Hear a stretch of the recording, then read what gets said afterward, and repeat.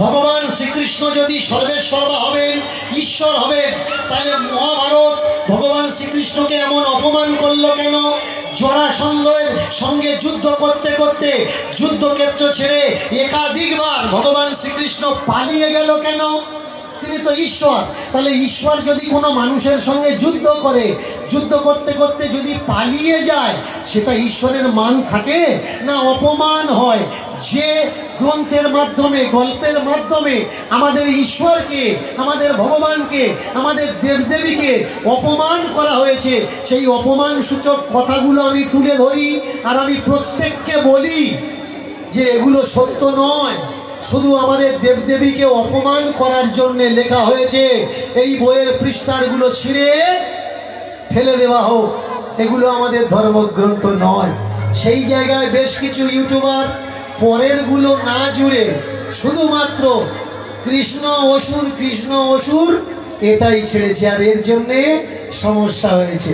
বলুন তো, যদি মহাভারত না থাকতো তাহলে কৃষ্ণ কি কুরুক্ষেত্রের যুদ্ধ থেকে পালাতো?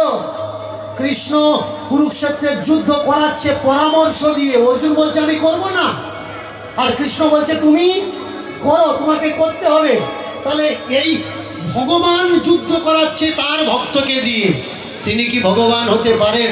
মহাভারতে যদি এমন কথা লেখা না হতো তাহলে আমার কৃষ্ণের গায়ে কলঙ্ক লাগতো না। মাটিতে দাঁড়িয়ে, কুরুক্ষেত্রের ময়দানে দাঁড়িয়ে ভগবান যে জ্ঞান দিয়েছেন সেই জ্ঞানের নাম কি? গীতা। ভালো করে মন দিয়ে শুনবেন, সেই জ্ঞানের নাম কি? গীতা।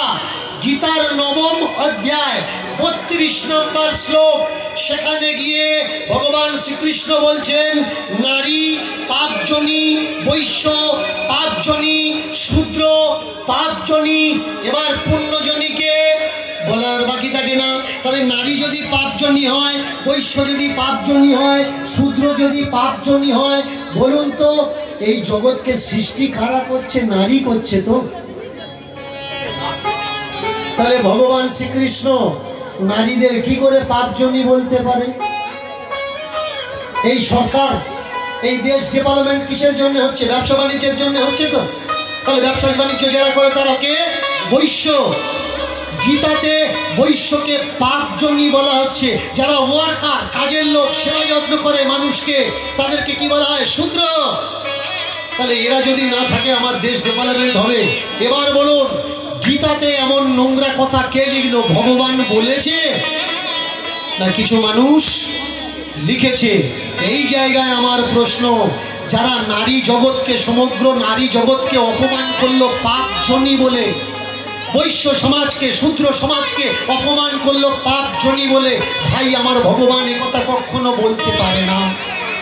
এই শ্লোক গীতায় থেকে তুলে দেওয়া দরকার। আসুন না আমরা সবাই মিলে একটা শান্তির ধর্ম প্রচার করি, আমাদের দেবদেবীর গায়ে কলঙ্কগুলো মুছে দিয়ে আমাদের দেবদেবীকে পুনঃ আমরা আবার পবিত্র করে তুলি।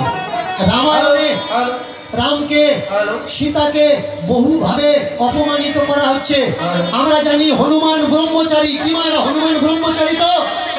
কিন্তু হনুমানের একটা পুত্র আছে, একটা ছেলে আছে, আর সেই ছেলেটার নাম কি বলতে পারবেন? ছেলেটার নাম কি?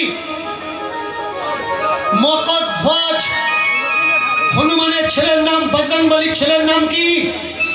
মকরধ্বজ। ছেলে কিভাবে হয়েছে? যখন ভারত থেকে শ্রীলঙ্কায় লাফ দিতে গিয়েছিল, মাঝখানে কুমির রূপ হয়ে একজন রাক্ষসী পাহারা দিচ্ছিলেন, আর উপর থেকে হনুমানের ঘাম পড়ে, বিশ্রাম নিতে গেছিলেন যখন ভাসমান পাহাড়ের উপরে, আর ঘাম পড়ে, সেই ঘাম কুমির খেয়ে তার পেটে বাচ্চা হয়।